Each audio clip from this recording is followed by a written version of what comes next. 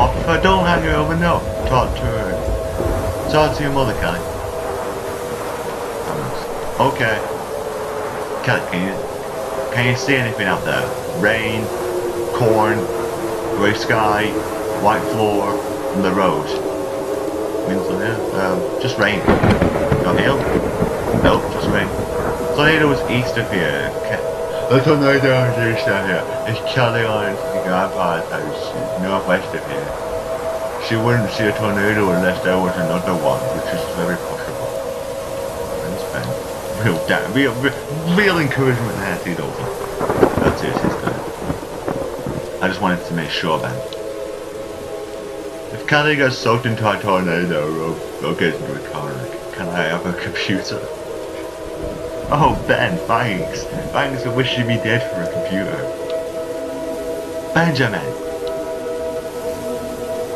She wouldn't need it if she's not using it in order to be. Even if it's there, if I couldn't handle it. Oh, Ben. Okay, boy, I think that's fair. If Kelly gets sucked into a tornado, I'm sure she'll be okay with letting you have a computer. No, there's some very sensitive files on there. Nothing like that. Just, just some sensitive stuff that I don't want people to see. What about her room? What about her room? Please, Ben, that's enough. I'll tell you what. We'll leave her room on the table. You never know. We could get some damage here, and her room might have a giant hole in the ceiling. If I were you, I'd wait and see on that investment. Alright, that's a good point. Yeah, Ben definitely has some psychological issues, I can tell that. Your brother sometimes... Come on, listen. Let me talk. Sure about that? No. I warned him. You can hear it means that it isn't one of his moves. Let me talk to him. Okay, you asked for it. Go on. Thanks, Kelly. Ben, here, talk to your sister. I don't mind to. Yep, there it is. Knew it. You can ask her about that computer. Let me have the phone. Dad says I have your computer. You crash or get something to a tornado. Hey Benji. Hello to you too, Ben. He also said that I might be able to have your room, but I'm warning you to offset more damage than mine in the storm before I commit. It's my business. It's just common sense. Anyone would have thought of it if it came to the same conclusion. I guess you're right. You guess or you know. You shouldn't have to guess I'm right or not. I either am or I'm not. You're definitely right. Mom and Dad are arguing in the corner. They don't think I can hear them. What are they arguing about? Mom says there should be in some storage room on the east of the house because she says it's further underground. Is it? No, one of the walls is only halfway covered. She's also afraid that the water heater in there could explode if that happens. We'd be killed even if we're in the other room. We'd burn to death. Oh my god, Ben! Jeez, you know a whole lot. Well, that's sort of, you can sort of see that with psychological issues, because when you have a psychological issue, you usually focus more on, like, certain things. You remember things that other people may not even know. So, it's kind of good, but it's kind of a good thing, but it's obviously a bad thing in other ways as well. So you guys want to save this room? I'm not going to do that voice anymore. After hearing what he said, I'm not going to do that voice. I'm just going to be normal. We're at least likely to be killed by a tornado if we're in this room. But there's no guarantee in either room. Tornadoes and debris are unpredictable. Sounds like your point is there, what sounds? It's just common sense. Are you scared? Yes. What can I do to help? How? Who's talk? What about? How are you doing, really? You've been writing a lot recently, haven't you? Yes. You want to read one of your stories? ... Like how you used to tell stories to each other? All of our stories are upstairs. It's dangerous to go upstairs during a tornado warning. I think about that. I wrote one today. I'll tell it to you. Remember the thing? Alright. Are you ready? Not really, but okay. Wait. What's it called? Untalking. Oh, well, okay then. Ready now? Yeah. A village sat in a wide valley cut in the high mountains. It was a place of plenty, a gash of green in otherwise cold slate rising above on all sides. Those living in the village called the place View, though those who lived high in the mountains, mining for precious glints of yellow and blue, called it the Trough. Those in the valley treated this name as an insult, for they thought it was a name unfit for their fair village. The people of View, or the Trough, had lived there for centuries.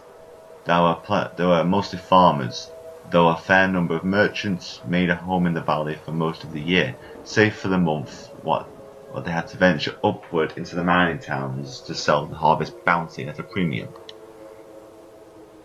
They would return home with bags filled with chips of yellow and blue, tied to their fine leather belts, clinking proudly with the wealth. The next year they would trade half of their shining flint to the farmers for a share of the harvest that they would, in turn, cart up to the mountain villages yet again.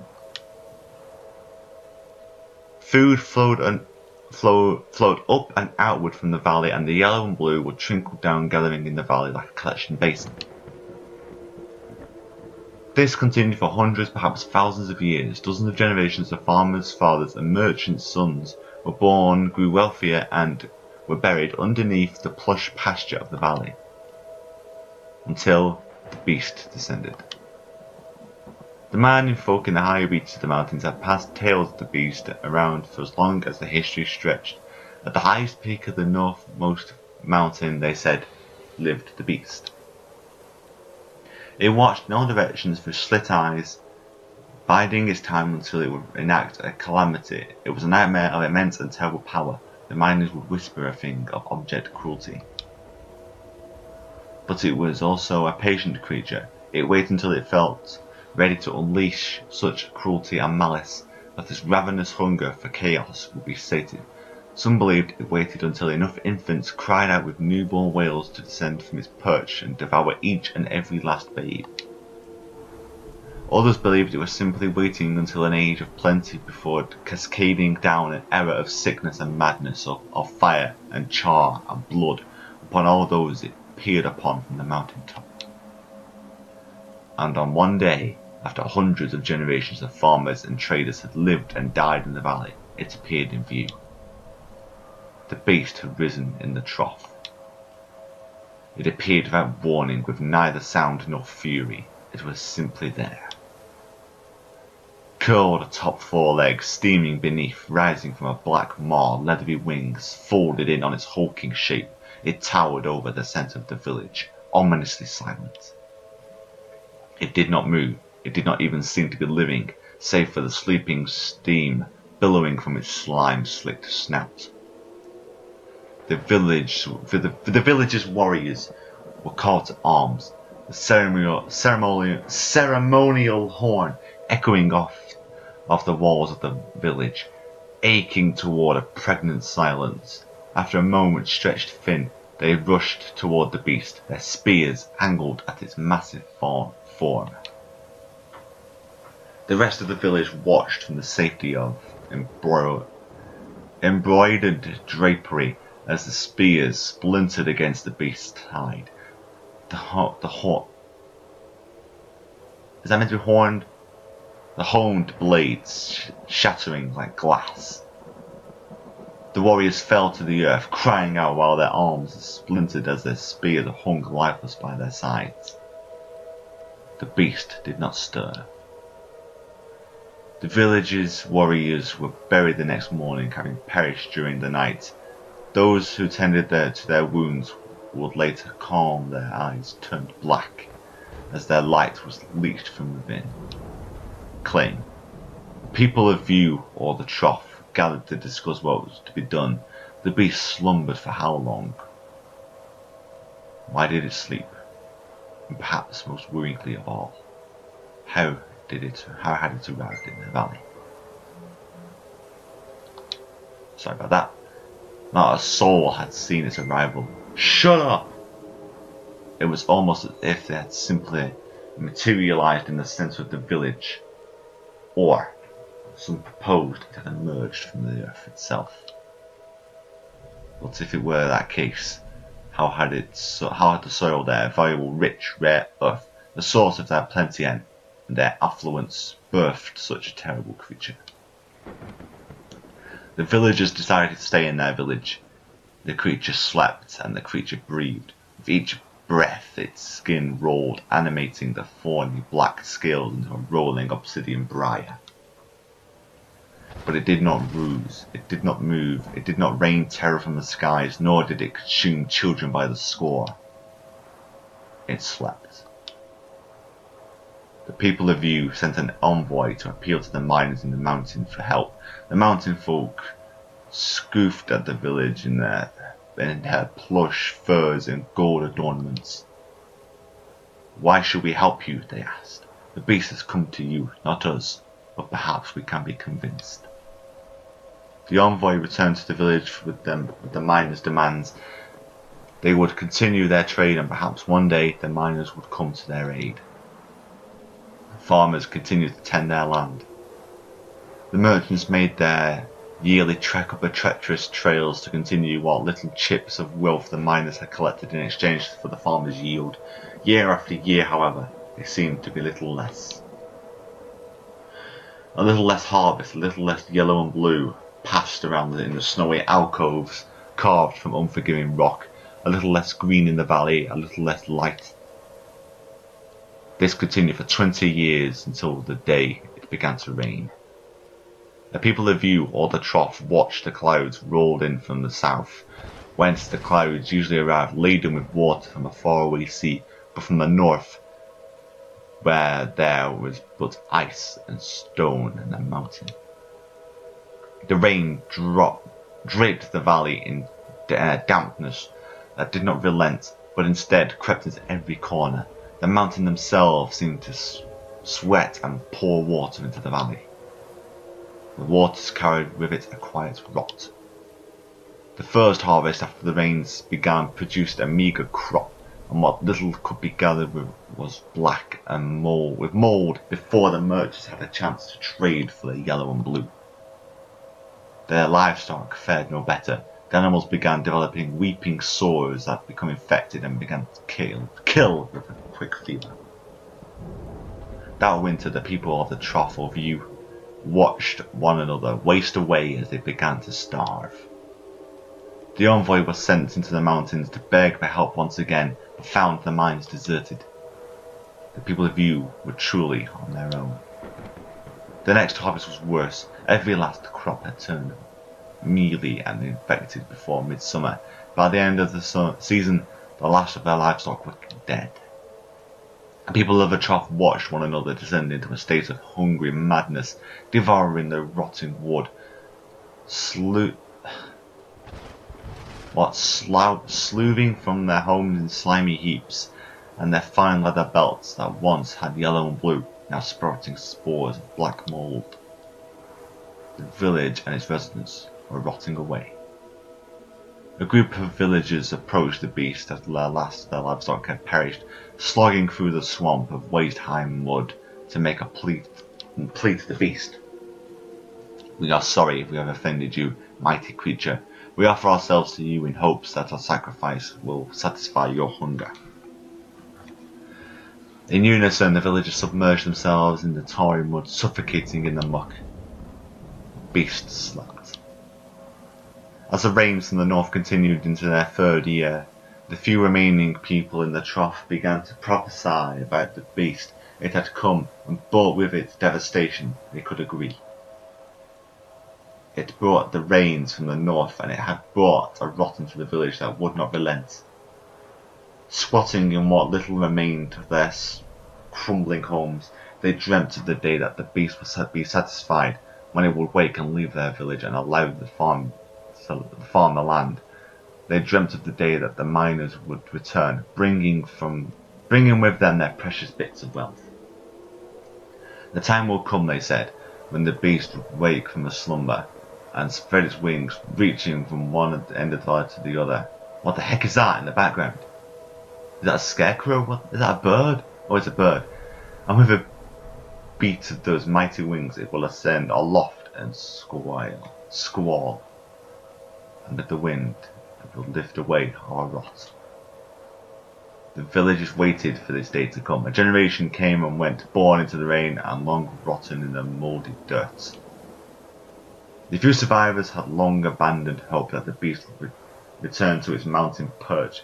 It was perpetual, a manifestation of their loss. The beast slept. Until it did not. The day the beast awoke, the villagers celebrated. They watched it stretch its long, horrible form into shape hide, shuddering as it shook the decades of rain from the thorny scales. They sang to the beast as it stood uncertainly and reared on its haunches, unfolding the scarred leather wings from one end of the valley to the other. The time of the beast's departure had finally arrived. The time had come for the cleansing wind. The beast beat its wings, emitting a tired and ugly groan as it lifted from the sodden earth. With a final sigh, it shot high into the air, sending a great gust of wind through the valley that toppled what dismal dwellings remained haphazardly standing. Got that word eventually. The valley was wiped clean. The villagers were knocked from their feet by the rush of wind. As they struggled upright, they felt the sun on their skin for the first time. They rejoiced, their pale forms dancing in a pitiful display of frailty. Need a drink, is what I need. They could return to the ways of their ancestors. They could know plenty. They planted their first crop before the grass had even greened with a newfound activity for their hunger pains that plagued them constantly.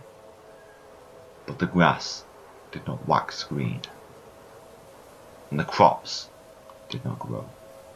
The decades of rains from the north had left the earth poisoned. There was no going back. They wept, convinced that they're doomed by their ancestors' actions, that the beast had punished them for some forgotten guilt. Their rot had been lifted in its place, sterility. The sun shone, but it was upon a new land, a land turned jagged, unforgiving slate, where perhaps bits of yellow and blue could be scavenged if one dug deeply enough to find a petrified leather belt. That's the end. Oh, that was such a cool story. Wow. Remembered all that? I don't have to with me to, I don't have it with me to read. I obviously remembered it. Did you like it? I did. I'll print you a copy. What were you doing at Grandpa's yesterday? Just visiting.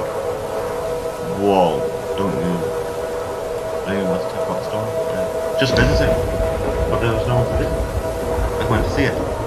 Oh. Why didn't you ask if you wanted to go? Whoa, where am I? Has it gone completely dark? Wow. Why did you ask if I wanted to go? We're still asleep. We've got to go tomorrow. Okay, did you find anything there? Something for you actually. What is it? A guitar pick. Why would I want a guitar pick? It's really old, it's cool. It's really old, I think. Lots of things cool. Keep getting messages, sorry. Play together. Not want to. Why not you two? Okay. You can keep the guitar pick, I don't want to. I will. Are you crying? What? No, I'm just Is it because a Jesse person kicked you out of your own house? Ben, I don't. Or is it because you had to move back home since you couldn't find a job? Mum and Dad are worried about both those things. They think you are sad because of it. Ben. Okay. Ben, give me the phone. Claire's crying and I don't know why. I know funny, but let me talk to you. So, basically, I've lied to the parents that I can't find a job, and Ben is the only person who knows, presumably because he pride, and the parents don't know that I haven't found a job, and now they do know. Come here, bud. Help me wind up this radio so we can listen to the weather reports. Can I do something wrong? Yes, but no. Can I do something wrong, Kelly? No, he's fine. Go ahead. Okay. I'm sorry. Hey, Kelly, are you okay? No, not really. Ben, he doesn't understand that he can't. Ben, he looks up to you so much. Where are you? Are you close to home? I don't know. I honestly can't see. I can't really tell. It's gone really dark. I can't believe the signs are still going off. This might be the longest tornado warning we've ever had. They're saying 2 more touchdowns. Listen, when you get home, we'll all sit down and have a talk. I'm like that. You really can't tell where you are. 5 miles out, maybe. Okay, make sure you... What's that noise? Kelly, I'm going to have to let you go, alright?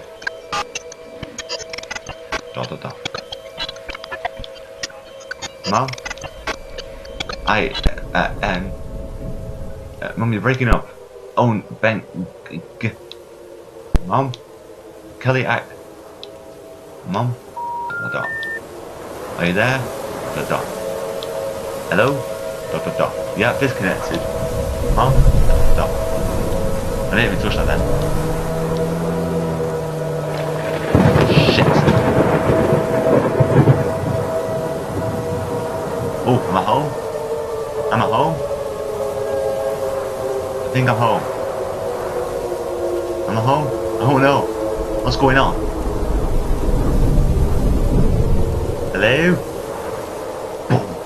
Open the door. Oh, I think it's done. Are we done?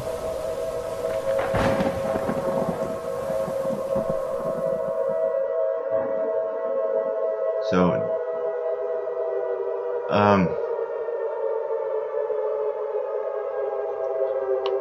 I can't do anything. Oh. What's going on?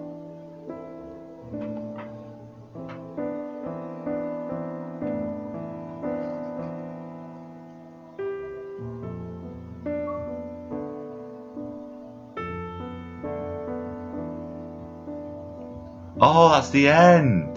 Can I skip this? I don't really want the copyright music. End theme, and the wind will lift away our rot. Neutrino effect. Anyway, that was that was the main story of 3/4 Home. That was confusing, really. That was just really confusing, and I think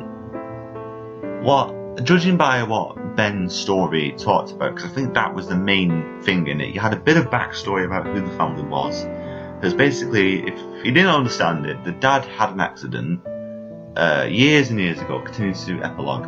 No, I'm going to end it here because it's taken me an hour to complete this game, but the dad had an accident, and that left him with either on crutches and had no leg, or had a leg but he couldn't feel anything there, because that's probably what was happening. And Ben had some sort of disability that caused him to not know what he was saying and the consequences of what he was saying. So and I take it that I went out for a drive of some sort to go and visit my grandparents' house, who had sadly passed away, and I found a guitar pick that Ben used to use, but he didn't, and he doesn't want it. And the story that Ben said was sort of talking about how possibly the tornadoes, like the 3 tornadoes that happened at the end, that we didn't actually get to see, sort of wipes away all of the dirt and all rot, hence the end about the neutrino effect. So maybe, I don't exactly know what happened. Maybe everyone died, like Ben, Mum and Dad died at the end because the phone disconnected, or maybe they survived and I didn't make it home, or I made it home and they were dead. I honestly don't know, but I am going to come back to the epilogue, or whichever, if there's any more. Let's go and see if there's any more. Hang on.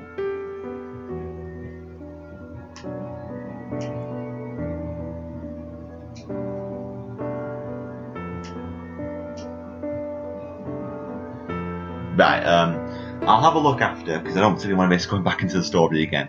But that was a really good game, and it sounds something different. I've got a feeling there's multiple endings depending on what you choose. Maybe you don't make it home, or your parents hate you, but I think I got the good ending. And also, I may go back to Emily Is Away, because I may re-record it, because there was no sound, and there was some good nostalgia there. I don't really remember it much, but I do remember like the Windows noise and some of that. But also, I hear there's 3 endings. I got probably the main ending that they have. There's 2 other endings. I may come back to it. If you do want me to come back to it, let me know in the comments, and I will definitely go back to it. And also, one last thing, I'm talking loudly because that's really loud music. I'm not sure if we'll be able to hear that, but hopefully they won't. But I said in a comment that I won't play Just Cause 3, because I never played any of the other Just Causes.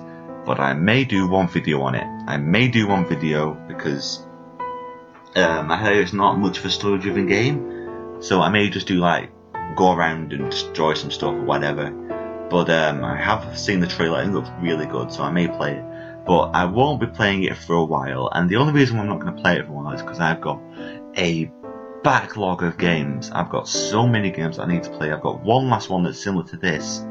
I think I'm going to play. But sadly, I won't be putting up any videos this weekend because I'm really busy this weekend. But anyway, so I've got so many I need to play and so many I need to edit. I've also got uni video that I need to do. I need to edit that. I'm going to be really busy, so I'm not going to play it for a while. I've still got a backlog of games. I've got Halo I need to come back to. I've got Mass Effect I need to come back to. I've got Tales from the Borderlands. I've got Minecraft Story Mode. I've got Walking Dead, Game of Thrones, Beyond Eyes, Brothers: The Tale of Two Sons, Blues and Bullets.